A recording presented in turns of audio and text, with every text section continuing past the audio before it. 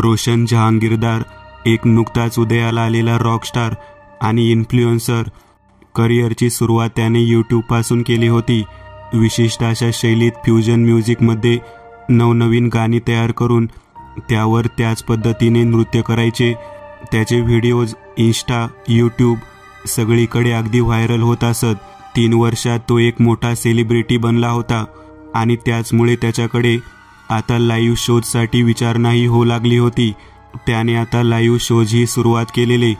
त्याच्या शोचं तिकीट 5-5 हजारपर्यंत विकलं जात असे.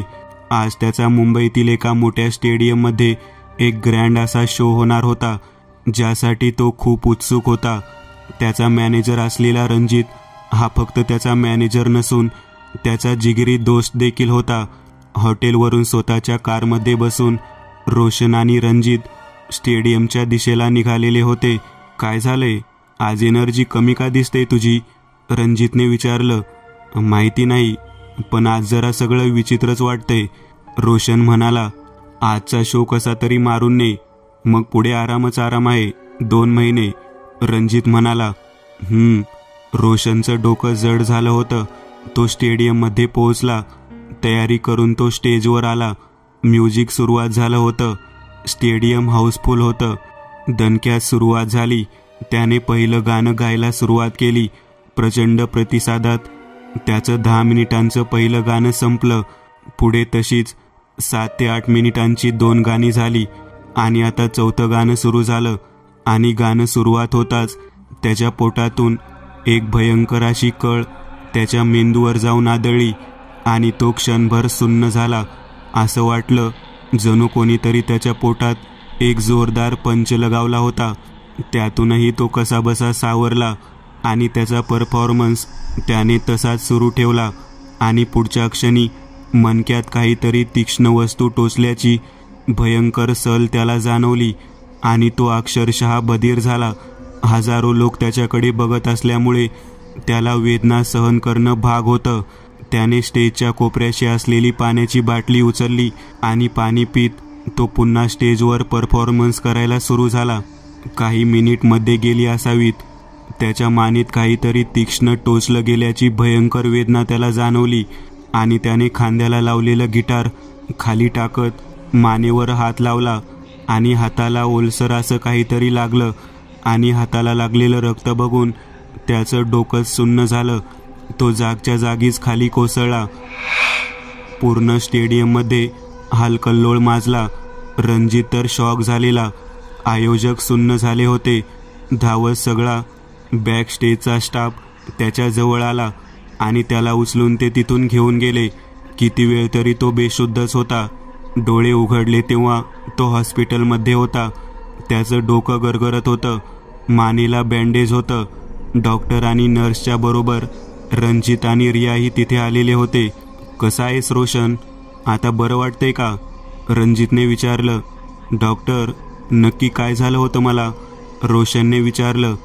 तुमच्या मानेवर आणि मणक्याजवळ जखम होती, खोलाशी जखम, जणू सुई वगैरे टोचली असावी असं दिसत आहे, डॉक्टर म्हणाले आणि तिथून निघून गेले. स्ट्रेंज, हे कसं शक्य आहे? तू स्टेजवर होतास, तुझ्या आसपास कोणीही नव्हतं, मग हे कसं शक्य आहे? मला भीतीच वाटत आहे रोशन, आकांक्षा म्हणाली. हो ना, मलाही कळत नाहीये, हे शक्य तरी कसं आहे? रणजित म्हणाला. बरं, आकांक्षाला कळवलंस का नाही? रोशनने विचारलं. हो, तिला कळवलं आहे. ती पुण्याहून निघाली आहे. तू आराम कर, आपण बघू काय आहे हे नक्की. रोशन चांगलाच धक्क्यात होता. त्याला रूममध्ये एकटे सोडून बाकीचे सगळे आता निघून गेले. हे असं आउट ऑफ नोव्हेअर कसं काय होऊ शकतं, हा विचार तो करत होता. तितक्यात दार उघडून एक डॉक्टर आत आला. नाकावर मास्क होतं, अंगावर एप्रॉन होता. डॉक्टर जवळ आला. हाऊ आर यू, त्याने विचारलं. गुड, रोशन म्हणाला. यू विल फील बेटर, असं म्हणत डॉक्टरने खिशात हात घालून एक रुमाल काढला. रुमालकडे बघत रोशन क्षणभर बधीर झाला, कारण रुमाल पूर्णपणे रक्ताने भिजलेला होता. डॉक्टरने मास्क बाजूला केलं आणि त्याच रक्ताने माखलेल्या रुमालाने तो चेहरा पुसू लागला. त्याचा चेहरा समजायच्या आत तो चेहरा पूर्णपणे रक्ताने भिजलेला होता. रणजित, रोशन भीतीने जोरात ओरडला. तो डॉक्टर थंडपणे रक्ताने माखलेला चेहरा घेऊन फक्त रोशनकडे एकटक बघत उभा होता. रणजित धावत आत आला. What happen? रणजितने विचारलं. अरे हा कोण माणूस आहे इथं? रोशन बेडवरून उतरून आता खोलीच्या कोपऱ्यात उभा होता. माणूस? अरे काय बोलतोय तू? इथं आता आपण दोघे सोडलं तर कोणीही नाहीये, रणजित म्हणाला. रोशनचं डोकं सुन्न झालं, कारण तो माणूस त्याच खोलीत तसाच उभा होता, अगदी रणजितच्या अगदी बाजूला. पण तो रणजितला दिसत कसा नाही या गोष्टीने रोशनला धक्का बसला. अरे हा काय, तुझ्या बाजूला तर आहे, रोशन ओरडला. अरे नाहीये बाबा इथं कोणी, तू शांत हो.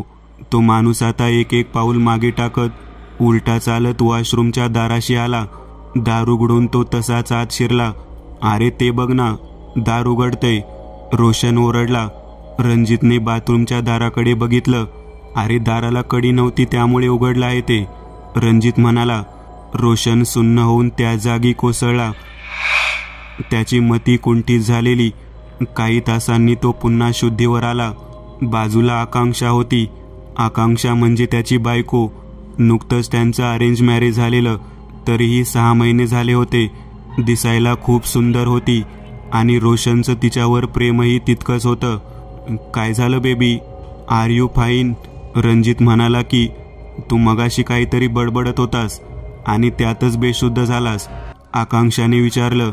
हो, मला एक माणूस दिसत होता इथं, जो रणजितला दिसलाच नाही. आय डोंट नो काय घडतंय हे. बेबी प्लीज मला एकटं नको सोडूस. रोशन एखाद्या लहान मुलासारखं रडत होता. डोंट वरी, मी आहे ना, आकांक्षा म्हणाली. तू झोप, मी डॉक्टरशी बोलून येते. रणजित, रिया दोघेही तुझ्या त्या आयोजकांसोबत मीटिंगला गेले आहेत. तो 2 लाख रुपये रिफंड मागतोय असं समजलं मला, पण रणजित तेच बोलायला गेलाय, असं म्हणत आकांक्षा तिथून उठून निघून गेली. रोशनने डोळे मिटले. 2च मिनिट झाली होती. त्याच्या चेहऱ्यावर काहीतरी वळवळल्याचं त्याला जाणवलं.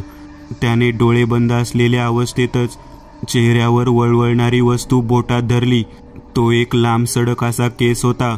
रोशनने डोळे उघडले आणि त्याने जे पाहिलं ते काळजाच्या चिंधड्या उडवेल इतकं भयंकर होतं. छताला लागून फिरणाऱ्या सिलिंग फॅनला एक जखड म्हातारी चिकटलेली होती आणि ती पंख्याच्याच वेगाने गरगर फिरत होती. तिचा चेहरा रोशनच्या दिशेला होता. तिच्या चेहऱ्यावर एकही हावभाव नव्हता आणि तिच्या डोक्याचे पांढरे केस खाली गळत होते. चेहरा सुरकुतलेला, डोळ्याखाली काळी वर्तुळ, सडपातळ शरीर आणि अंगावर पेशंट घालतात तसा गाऊन, जो रोशनच्याही अंगावर होता. चेहऱ्यावर एक थंड असा भाव आणि खोल गेलेले डोळे त्याच्याकडे बघत होते. फॅनच्या स्पीड सोबत तिचं ते तसं फिरणं पाहून रोशनच्या तोंडून आर्त किंकाळी बाहेर फेकली गेली. ती म्हातारी रोशनच्या अंगावरून खाली पडताना त्याने पाहिली आणि त्या धक्क्यातच रोशन जागच्या जागी बेशुद्ध झाला. आकांक्षा, डॉक्टर आणि नर्स रोशनची किंकाळी ऐकताच रूमच्या आत आले. रूममध्ये रोशन एकटाच होता आणि तो बेशुद्ध अवस्थेत होता. आकांक्षाच्या काळजाचा ठोका चुकला. ती रडू लागली. डॉक्टर, असं काय करतोय हा? नक्की काय होते त्याला? तिने डॉक्टरला विचारलं. मॅडम, मला तर काहीच कळत नाहीये. त्याच्या अंगावर झालेल्या जखमा यांचा इलाज तर मी करू शकेन, पण त्यांच्या मनावर नक्की काय परिणाम झालाय ते मी नाही तर एखादा मानसोपचार तज्ज्ञ सांगू शकेल, डॉक्टर म्हणाले. याला मी घरी कधी घेऊन जाऊ शकते? आकांक्षाने विचारलं. डिस्चार्ज उद्या सकाळी मिळेल, पण एका मानसोपचार तज्ज्ञाचा मी नंबर देतो, त्यांना तुम्ही कॉन्टॅक्ट करा, असं म्हणून डॉक्टर निघून गेले. रात्रभर ती त्याच्या बाजूला बसून होती. दुसऱ्या दिवशी त्याला डिस्चार्ज मिळाला, पण तो अजूनही पूर्ण शुद्धीवर आलेला नव्हता. मध्येच काही बाई बडबडत उठायचा आणि मग परत झोपायचा. डिस्चार्ज मिळता मिळता संध्याकाळ झाली. रात्री त्याच्या खोलीतच ती त्याच्या बाजूला होती. तो झोपेतच होता. तिलाही झोप लागली. मध्यरात्री जोराचा पाऊस सुरू झाला होता. खिडकीतून आत येणाऱ्या पाण्याचे शिंतोडे चेहऱ्यावर पडले आणि तिला जाग आली आणि तिच्या काळजात धस झालं. कारण रोशन तिच्या बाजूला नव्हता. ती ताडकन उठली आणि बेडरूमच्या बाहेर आली. ती आता त्याला आवाज देत देत पायऱ्या उतरून खाली आली, पण तो कुठेच नव्हता. ती किचनच्या जवळ येऊ लागली आणि तिला किचनमधून एका बाईचा आवाज ऐकू येऊ लागला. ती बाई तमिळ भाषेत काहीतरी गाणं गुणगुणत होती. त्यांच्या घरात काम करणारी बाई तर मराठी होती. मग आत्ताच्या वेळी किचनमध्ये तमिळ भाषेत नक्की कोण बडबडतंय? ती थरथरत आता किचनच्या दाराशी आली आणि तिने आत बघितलं. आतमध्ये ओट्याजवळ एक बाई पाठमोरी उभी होती. अंगावर एक रेशमी साडी नेसलेली आणि गॅसजवळ ती काहीतरी करत होती. आकांक्षाला काही सुचत नव्हतं. तिच्या येण्याचा अंदाज तिला झाला आणि ती बाई पाठमोरी उभी राहूनच तमिळ भाषेत बडबडत मागे फिरली. आकांक्षाच्या पायाखालची जमीन सरकली होती, कारण ती बाई म्हणजे रोशनच होता, ज्याने अंगावर साडी परिधान केलेली होती. कपाळावर कुंकू फासून चेहरा त्याने माखलेला होता आणि गॅसवरच्या फ्लेमवर एक भला मोठा उंदीर अर्धवट जळालेल्या अवस्थेत दिसत होता. आकांक्षा जोरात किंचाळली.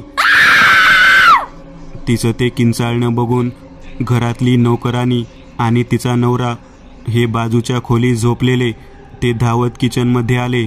रोशनचं हे विकृत रूप बघून ते थरारून गेले होते. नोकरांनी सुषमाला समजून चुकलं होतं की रोशनवर काहीतरी अमानवी अशा शक्तीची सावली पडली आहे. ती पटकन फ्रीजच्या जवळ आली. तिथे लटकवलेल्या पिशवीत असलेली लसूण तिने हातात घेतली आणि मागे सरकत तिने लसूण जमिनीवर ठेवत पुढचा पूर्ण एक दिवस तो नुसता झोपून होता. डोळे उघडले तेव्हा तो आता स्वतःच्या बेडरूममध्ये होता. आकांक्षा बाजूला बसलेली होती. बेबी कसा आहेस आता? आकांक्षाने विचारलं. ठीक आहे, पण मी घरी कधी आलो? त्याने विचारलं. 1 दिवस झाला. तुला माहिती आहे, तू पूर्ण 2 दिवस झोपेत होतास. मध्ये मध्ये काही बाई बडबडत उठायचास आणि मग परत झोपून जायचास. अजून बरंच काही झालंय, पण जे झालं ते झालं. आज फायनली तू व्यवस्थित बोलतोयस. तुला नक्की काय झालंय? आकांक्षाने विचारलं. मलाच कळत नाहीये बेबी. रोशन हे सगळं ऐकून रडकुंडीला आला होता. डोंट वरी, सगळं काही ठीक होईल. येऊ का? दाराजवळ रणजित उभा होता. ये ना, आकांक्षा म्हणाली. रणजित आत आला. तुम्ही बोला, मी आलोच. चहा वगैरे घेऊन येते, असं म्हणत ती तिथून निघून गेली. कसा आहेस आता? रणजितनं विचारलं. मी ठीक आहे, ते सोड. पण हे सगळं होतंय काय यार? रोशन म्हणाला. मला समजलं आहे हे काय आहे नक्की. हा काळ्या जादूचा प्रकार आहे. गेल्या वेळी तुला आठवत असेल, आपण गोव्याला शो करायला गेलेलो. तिथं आपल्याला एक माणूस भेटलेला, बाबू नावाचा. तुझा फॅन होता. यस, तोच ना. टॅरो कार्ड रीडर होता, टॅटू आर्टिस्ट पण होता आणि शिवाय त्यांनी मला एक ब्रेसलेट दिलं होतं गिफ्ट म्हणून. हो तोच. मला तुझ्या इथून त्याचं कार्ड मिळालं. मी त्याला सगळा प्रकार सांगितला आणि त्यांनी मला जे सांगितलं त्यावर तुझा विश्वास बसणार नाही. तुझ्यावर ओडो नावाचं ब्लॅक मॅजिक केलंय कोणीतरी. रणजित म्हणाला. काय? पण का? मी काय वाईट केलंय कोणाचं? रोशन म्हणाला. आणि बाबूने मला हेही सांगितलं की हे कोणी केलंय. तुझा रायव्हल बीटल्स बँडचा विक्टर याने केलं हे सगळं. व्हॉट? अरे पण गेल्या वेळी आम्ही भेटलो एका शोमध्ये, तर किती चांगला बोलला होता तो. माझी तारीफ केली होती. रोशन म्हणाला. हो रे, हे असंच असतात. दाखवतात एक, असतात दुसरेच. रणजित म्हणाला. माझा विश्वास बसत नाहीये यार. मग आता काय करायचं? रोशनने विचारलं. आता आपण त्याची करणी त्याच्यावर उलटवायची. रणजित म्हणाला. काय? नाही यार, असं नको करायला. रोशन म्हणाला. अरे मूर्ख आहेस का? त्याने तुझा जीव घ्यायचा प्रयत्न केलाय आणि तू त्याला माफ करणार? अरे आज तू या थराला गेलाय, उद्या आणखी काही केलं तर? रणजित म्हणाला. रोशन विचारात पडला. पण खरंच त्याने हे केलंय कशावरून? त्याचा खास माणूस म्हणजे रवी प्रसाद. परवा तुझ्या शोमध्ये तुझ्या मेकअप रूमच्या मागे दिसला होता. CCTVमध्ये कॅप्चर झालंय ते. इतकंच नाही, रवी प्रसादला मी याआधी आपल्याच हॉटेलमध्ये गोव्याला देखील बघितलंय.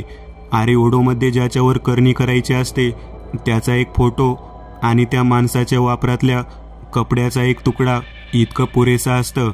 त्यानेच तुझा फोटो आणि कपड्याचा तुकडा एखाद्या काळ्या जादू करणाऱ्याला दिला आहे, यावर मी ठाम आहे. आता माझं ऐक, आपण बाबूला सांगू, तो यातून आपल्याला बाहेर काढेल. त्याला फक्त 50,000 रुपये द्यावे लागतील आणि विक्टरचं काम तमाम. रणजित म्हणाला, अरे पण जीव कसा घ्यायचा एखाद्याचा? रोशन म्हणाला, जीव नाही घ्यायचा, त्याची करणी त्याच्यावर उलटवायची. जो त्रास तुला झाला तोच त्रास त्याला होईल, इतकंच. तुला फक्त एक गोष्ट करायची आहे. तुझ्या हाताने विक्टरचा हा फोटो आणि त्याच्या टी-शर्टचा हा तुकडा एका पाकिटात भरून बाबूला दे. बाबू पुढचं काम करेल. रणजित म्हणाला. नाईलाजास्तव रोशनने होकार दिला. रणजितने इनोलप ऑलरेडी तयार करून आणलं होतं, ते त्याने रोशनच्या हातात दिलं होतं. रोशनने ते उघडून बघितलं. त्यात विक्टरचा फोटो आणि त्याच्या ब्लॅक टी-शर्टचा एक तुकडा होता. आपण स्वतः बाबूकडे जाऊ आता आणि त्याला देऊन येऊ. रणजित म्हणाला, मला आकांक्षासमोर काही करायचं नाहीये, त्यामुळे तू आता मीटिंग ठराव, आपण त्याला भेटून येऊ. रोशन उठला. त्याने जीन्स आणि जॅकेट घातली आणि पाकिट स्वतःकडे ठेवलं. ते तिथून निघाले. खोली बाहेर येत असताना त्याला अचानक कोणीतरी मागून चालत येत आहे असा भास होऊ लागला. त्याने मागे वळून बघितलं आणि काळजात धस झालं. तोच रक्ताने स्वतःचा चेहरा माखवलेला माणूस नग्न अवस्थेत त्याच्या मागे चालत होता. हातपाय लटलट कापत होते. चेहराच दिसत नव्हता, इतकं रक्त लागलेलं. रोशन काही पावलं सरळ बघत चालला होता आणि आता हळूच मागे बघितलं, पण मागे आता कोणीच नव्हतं. तो पायऱ्या उतरून खाली आला. त्याने परत मागे पाहिलं, पण आता कोणीही नव्हतं. पण तितक्यात त्याला छताच्या झुमरावर तीच म्हातारी बसलेली दिसत होती. रोशनच्या काळजाला अजून एक हादरा बसला होता, पण तो घाईघाईत घराबाहेर निघाला. ते पाकिट त्याच्याचकडे होतं. बाबू कालच मुंबईला आला होता. तुझ्या त्या स्टेज शोबद्दल त्याला समजलं आणि तो भेटायला आला होता मुंबईला. पण का कुणास ठाऊक तो हॉस्पिटल वॉर्डमध्ये येऊन परत गेला. त्याचा मला कॉल आलेला, तेव्हा मी त्याला सगळं सांगितलं आणि मग त्याने मला सत्य काय ते सांगितलं. तो सध्या एका लॉजवर थांबलाय. रणजित म्हणाला. गाडी सिग्नलला थांबली होती. ट्रॅफिक जाम होतं. आज खूप दिवसांनी रोशन बाहेर निघाला होता. त्याने खिडकी उघडून बाहेर बघितलं. काही वेळातच अचानक गदारोळ ऐकू येऊ लागला. लोकांचा आरडाओरडा सुरू झाला. काय झालं? ॲक्सिडेंट झालाय का पुढे? रोशनने विचारलं. माहिती नाही, चल उतरून बघू, रणजित म्हणाला. ड्रायव्हर गाडीतच थांबला. आता ते दोघे उतरून ट्रॅफिकमधून मार्ग काढत पुढे चालत आले. समोर गर्दी जमलेली. एका महिलेला एक कारने धडक दिलेली आणि तिची गाडी पडली होती. महिलेला किरकोळ जखम झालेली. पण आता सगळं पब्लिक कारवाल्याला घेरून होतं आणि गदारोळ सुरू होता. रोशनने नजर उंचावत गर्दीतून पुढे पाहिलं आणि त्याचं डोकं चक्रावून गेलं, कारण रोडच्या मधोमध एका पुरुषाचं विवस्त्र प्रेत रक्ताच्या थारोळ्यात पडलं होतं. पण त्या प्रेताकडे कोणाचं लक्षच नव्हतं. सगळे त्या बाईकडे आणि त्या कारवाल्याकडेच फोकस करून होते. अरे त्या माणसाला उचल ना, रोशन गर्दीतून ओरडला आणि पुढच्या क्षणी तो माणूस जमिनीवरून उठून उभा राहिला आणि बिभत्स्य असं दृश्य रोशनच्या दृष्टीस पडलं. त्याचा एक हात आणि एक पाय जमिनीवरच शरीरापासून वेगळा होऊन पडलेला आणि तो व्यक्ती आता विकृतपणे हसत रोशनकडे बघत होता. रोशनच्या काळजाचा ठोका चुकला. रणजित, चल पटकन इथून, मला काही बरोबर वाटत नाहीये, असं म्हणत तो मागे वळाला आणि आता मात्र डोक्याला मुंग्या आल्या, कारण आता मागे काहीच नव्हतं. पूर्ण रस्ता सुनसान होता. फक्त दूरवर त्याला तीच म्हातारी उभी दिसत होती, जी त्याला हॉस्पिटलमध्येही दिसली होती. रोशनच्या हातापायातली ताकदच नाहीशी झाली. त्याने आता पुन्हा मागे वळून पाहिलं. जिथं सगळा गदारोळ सुरू होता, आता तिथंही काहीच नव्हतं. फक्त त्या व्यक्तीचा तुटलेला हात आणि पाय जमिनीवर होता. कोणीतरी त्याच्या खांद्यावर हात ठेवला. रोशन दचकला आणि मागे वळून पाहिलं तर तोच व्यक्ती रक्ताळलेला चेहरा घेऊन त्याच्या मागेच उभा होता. रोशन किंचाळत भानावर आला. तो गाडीतच होता हे त्याला आता लक्षात आलं होतं. त्याचा आवाज ऐकून ड्रायव्हरही दचकला आणि रणजितही. काय झालं रे? रणजित म्हणाला. नथिंग, खूप भयंकर स्वप्न पडलं आता, तेही जागेपणी. खरंच ही करणीच आहे. मला काही नीट वाटत नाहीये. रोशन म्हणाला. आता 15 मिनिटातच ते त्या लॉजच्या जवळ येऊन पोहोचले जिथं बाबू स्टे करत होता. गाडीतून उतरून आजूबाजूला न बघता रोशन रणजितच्या मागे चालू लागला. रूम नंबर 105 मध्ये बाबू थांबला होता. ते दोघेही बाबूच्या खोलीत आले. बाबू टीव्ही बघत बसला होता. रोशन सर, कसे आहात आता? बाबू म्हणाला. मी ठीक आहे यार, पण आता मला परत आधीसारखं नॉर्मल बनवणं सर्वस्वी तुझ्या हातात आहे. रोशन म्हणाला. तुम्ही काळजी करू नका रोशन सर, मला समजलं आहे हे सगळे त्या विक्टरने केलंय. तुमच्यावरती वुडो ही काळी जादू करण्यात आलेली आहे. या जादूमध्ये टार्गेटच्या रोजच्या वापरातला एक कपड्याचा तुकडा, त्याचा एक चांगला फोटो आणि एक काळी बाहुली या साधनाचा वापर केला जातो. त्या काळ्या बाहुलीला तुमचा एखादा केस किंवा नख वापरून मंत्रवलं जातं आणि मग त्या काळ्या बाहुलीला सुई टोचली तर तुम्हाला सुई टोचल्याची वेदना होते. त्या काळ्या बाहुलीचा हात पिरगाळला तर तुमचा हात पिरगाळल्याची वेदना तुम्हाला इथे जाणवेल. बाबू म्हणाला. अरे हे तर आहेच, पण मला सतत एक माणूस आणि एक म्हातारी दिसत आहे. त्या माणसाचा चेहरा तर मला दिसला नाहीये, पण तो सतत चेहऱ्यावरती रक्त माकलेल्या अवस्थेत दिसतो. आणि ती म्हातारी मला त्याच हॉस्पिटलच्या ड्रेसवर दिसते जिथे मला ॲडमिट करण्यात आलं होतं. हा काय प्रकार आहे? रोशनने विचारलं. हा वुडो जादूचा तो प्रकार आहे जिथे काळी जादू करणाऱ्या माणसाच्या कंट्रोलमध्ये असलेले अतृप्त आत्मे टार्गेट केलेल्या व्यक्तीवर सोडले जातात, जे त्याला घाबरवतात आणि मनोबल खच्ची करतात. तुम्ही घाबरू नका. मला असं समजलं आहे की तुम्हाला हॉस्पिटलला ॲडमिट केल्यानंतर कोणतीही शारीरिक वेदना झालेली नाहीये. याचा अर्थ की तुमच्यावर केलेलं वुडो मॅजिक फार तीव्र नव्हतं, त्याची तीव्रता कमी झालेली आहे. वुडो ब्लॅक मॅजिकवर तोड एकच असतो, तो म्हणजे आपल्यावर ज्याने वुडो मॅजिक केलंय त्याच्यावर ते उलटवायचं, तरच यातून तुमची सुटका होईल. बाबू म्हणाला. माझं आणि रणजित सरांचं बोलणं झालं होतं, त्यानुसार मला तुमच्या हातातूनच ते पाकिट घ्यावं लागेल ज्यावरून मी विक्टरवर वुडो मॅजिक करेन. मला ते पाकिट द्या आणि पुढचं सगळं माझ्यावर सोपवा. हे ताई दंडाला बांधा, कसलाही त्रास होणार नाही. बाबू म्हणाला. रोशनने खिशातून ते पाकिट काढून बाबूला दिलं आणि रणजितने 50,000 रुपयेही दिले. तुम्ही दोघेही आता जावा आणि निवांत राहा. काही टेन्शन घेऊ नका. उद्या सकाळपर्यंतच तुम्हाला समजून जाईल. बाबू म्हणाला. रोशन आणि रणजित तिथून निघून गेले. रोशन घरी आला. का कुणास ठाऊक, पण त्याला आता बरं वाटत होतं. त्याला जाणवणारी नकारात्मकता आता जाणवत नव्हती. रात्री त्याला शांत झोप लागली. साहेब उठा पटकन. अहो बघा काय झाले बाहेर. कानावर सुषमा आणि तिच्या नवऱ्याचा रडकुंडीला आलेला आवाज ऐकून रोशन खडबडून जागा झाला. काय झालं? आणि तुम्ही दोघे रडत का आहात? रोशनच्या काळजात गलबललं. तुम्हीच बघा साहेब, आहो अनर्थ झालाय, चला बाहेर. सुषमा रडत रडत म्हणाली. घाईघाईत रोशन खोलीतून बाहेर आला, पण ते त्याला बाजूच्या बेडरूमकडे घेऊन आले. बेडरूमच्या दारातून आत नजर टाकत त्याने जे पाहिलं ते पाहून त्याच्या काळजाला घर पडत होती. आकांक्षाचं प्रेत खोलीच्या पंख्याला लटकलेलं होतं, जीभ बाहेर आलेली. रोशन उद्ध्वस्त झाला होता. डोकं गरगरत होतं. सगळं संपलं होतं. तितक्यात त्याचा फोन वाजला. स्क्रीनवर रणजितचं नाव झळकत होतं.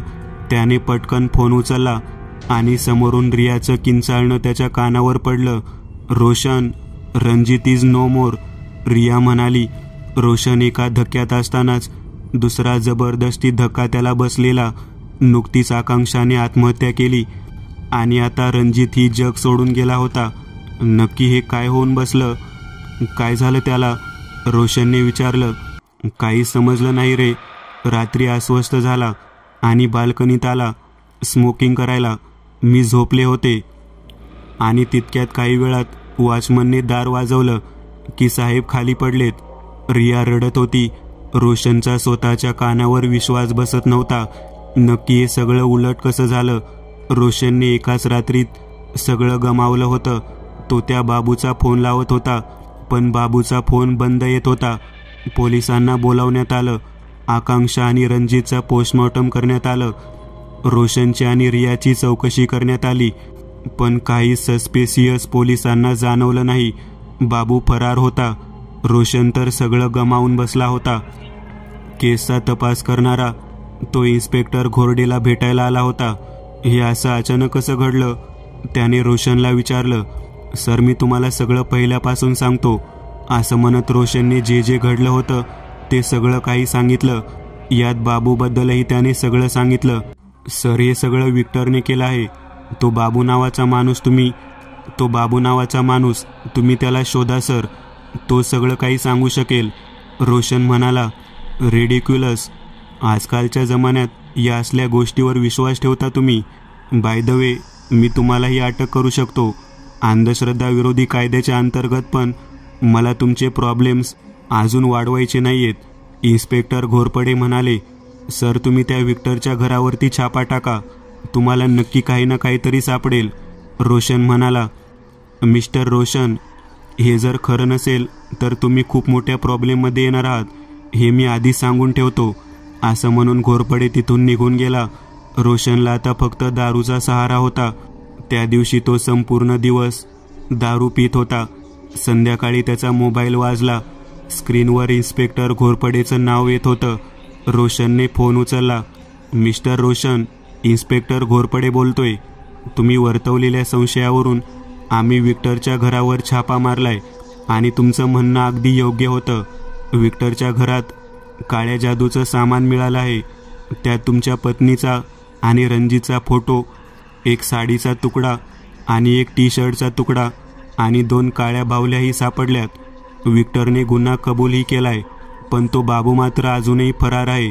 विक्टरने गुन्हा कबूल केलाय की त्यानेच तुमच्यावर, रणजितवर आणि तुमच्या पत्नीवर वुडो ब्लॅक मॅजिक केलंय. हे सगळं त्याने प्रोफेशनल जेलसीमुळे केलं होतं, असं तो म्हणालाय. बाबूचा शोध आम्ही घेत आहोत. असं म्हणत इन्स्पेक्टर घोरपडेंनी फोन ठेवला. रात्र कशीबशी सरली. दुसऱ्या दिवशी सुषमा आणि तिचा नवरा दोघेही सुट्टीवर होते. घरात रोशन एकटाच होता. गार्डनमध्ये त्याने 2 रोपटी लावलेली, एक आकांक्षाच्या स्मरणार्थ आणि दुसरं रणजितच्या स्मरणार्थ. तो तिथून आत आला आणि त्याने वाईनची बाटली बाहेर काढली. स्वतःचा ग्लास भरता भरता त्याने आता दुसरा ग्लासही भरला. मागून आलेल्या एका स्त्रीने त्याला मागून मिठी मारली आणि तो ग्लास उचलला आणि ती त्याच्या समोर येऊन बसली. Finally we are together. वाईनचा घोट घेत ती म्हणाली. Yes Riya, finally we are together. Roshan विकृतपणे हसू लागला. खूप टफ होतं ना? तिने विचारलं. हो, म्हणजे काय? आधी स्वतःवरच उडो मॅजिक करून घेणं, अंगावर जखमेच्या वेदना सहन करणं सोपं थोडीच होतं. हो रे, मलाही खूप ॲक्टिंग करावी लागली, पण मला बरेच प्रश्न आहेत. आकांक्षाचं आणि रणजितचं अफेअर होतं हे तुला कधी समजलं? कारण मला इतके दिवस वाटायचं की फक्त मीच त्याला फसवत आहे, पण तोही आपल्याला फसवतंय हे नव्हतं माहिती. हे तर मला आज समजलं जेव्हा मला तू सांगितलंस. आणि दुसरं म्हणजे त्या विक्टरने सगळं कबूल कसं काय केलं? आणि तो बाबू, तो कुठं गायब झाला? रियाने विचारलं. अगं, रणजित आणि आकांक्षा कॉलेज टाईमपासून एकमेकांना ओळखत होते. त्यांचं त्यावेळी अफेअर देखील होतं. आकांक्षाचे पेरेंट्स तिला घेऊन पुण्याला शिफ्ट झाले. माझी आणि रणजितची ओळख नंतर झाली होती, ज्यावेळी त्यांनी तुझ्याशी लग्न केलं. खरं तर मला तू पहिल्या नजरेतच आवडली होतीस आणि मुख्य म्हणजे माझ्यासाठी आकांक्षाचं स्थळ यानेच आणलं होतं. या दोघांचा प्लॅन आधीपासून असाच होता, कारण तुझ्यासोबत लग्न झाल्यामुळे तो आकांक्षासोबत लग्न करू शकत नव्हता, म्हणून त्याने मला बळीचा बकरा बनवला. माझं करिअर एकदम रॉकेटसारखं पीकला गेलं होतं. माझ्याकडून त्याला पैसाही मिळाला होता आणि माझ्या बायकोसोबत त्याला अफेअरही करता येत होतं. मला हे सगळं 6 महिन्यापूर्वी समजलं, जेव्हा आपण नुकतेच एकमेकांच्या जवळ आलो होतो. एक दिवस माझा नाशिकला शो होता, ज्यावेळी हा आजारी पडल्याचं नाटक करून इथे आलेला आकांक्षासोबत मौजमजा करायला. माझ्याकडे या घराच्या सगळ्या CCTV फुटेजचा ॲक्सेस होता. ही याला काय, तिलाही माहीत नव्हतं. मला का कुणास ठाऊक असं वाटलं की बघावं नक्की आकांक्षा बरी आहे का. म्हणून मी ते फुटेज बघितलं आणि तेव्हाच ठरवलं या दोघांना संपवायचं. गेले 6 महिने मी हा प्लॅन करत होतो. बाबू हा एक ब्लॅक मॅजिशियन आहे हे मला 4 महिने आधी समजलं होतं आणि तेव्हापासून मी त्याला सोबत घेऊन आपलं करत होतो. माझ्या स्वतःवर देखील काळी जादू करून घेण्याचा प्लॅन माझाच होता. मग पुढे बाबूचं इथे येऊन रणजितला भेटणं हेही प्लॅनचा भाग होता. रणजितने एनवलप माझ्याकडे ठेवायला दिलं होतं ज्यात विक्टरचा फोटो आणि त्याच्या टी शर्टचा तुकडा होता. ते मी जॅकेटच्या उजव्या खिशात ठेवलं होतं, पण बाबूला देताना मी माझ्या जॅकेटच्या डाव्या खिशातलं पाकिट दिलं होतं ज्यात रणजित आणि आकांक्षाचा फोटो आणि त्या दोघांच्या कपड्याचा तुकडा होता. बाबूला मी 1.5 लाख रुपये ऑलरेडी दिले होते. त्याला मी स्पष्ट शब्दात सांगितलं होतं की ओडो मॅजिकचा वापर करून या दोघांनाही आत्महत्या करायला भाग पाड, आणि तसंच झालं. विक्टरवरती देखील आम्ही ओडो मॅजिक केलं आहे ज्यात त्याला हिप्नोटाईज करण्यात आलं की तो सगळा गुन्हा कबूल करेल. त्याचा खास माणूस रवी प्रसाद मला 2 वेळा भेटला होता. तेव्हा त्यानेच मला विक्टरचा एक फोटो आणि शर्टचा तुकडा दिला होता. पण रणजित असं समजत होता की रवी माझ्यावर नजर ठेवून होता आणि राहिला प्रश्न बाबूचा, तर तो इथेच आहे याच बंगल्यात. चल भेटवतो तुला, असं म्हणत रोशन तिला घेऊन गार्डनमध्ये आला. त्याने नुकत्याच लावलेल्या 2 झाडांच्या दिशेला तिचं लक्ष वेधलं. अरे इथं तर फक्त 2 झाडं दिसत आहेत जी तू आताच लावली आहेस. इथे बाबू कुठे दिसतोय? रियाने विचारलं. ओ बेबी, त्याला वर शोधायला जाऊ नकोस, तो जमिनीच्या खाली आहे ज्यावर ही झाडे लावली आहेत, असं म्हणत तो विकृतपणे हसत सुटला. मित्रांनो, आज पुरतं एवढंच. तुम्हाला जर काही गोष्ट आवडली असेल तर नक्की लाईक करा. तुमच्यापैकी बरेचसे जण व्हिडिओ लाईक न करताच पळून जातात, पण हा जर व्हिडिओ तुम्ही लाईक केला तर मला जरा बरं वाटेल आणि असेच भारी भारी व्हिडिओ बनवायची माझ्यात एनर्जी येईल. त्यामुळे नक्की लाईक करा. आणि अजूनही कोणी या चॅनलला सबस्क्राईब केलेलं नसाल तर लगेच सबस्क्राईब करून टाका. आणि बाजूची घंटी ती मात्र दाबायला विसरू नका. देवाची घंटी आहे ती. चला तर मग पुन्हा भेटूया अशीच एक आगळी वेगळी गोष्ट घेऊन पुढच्या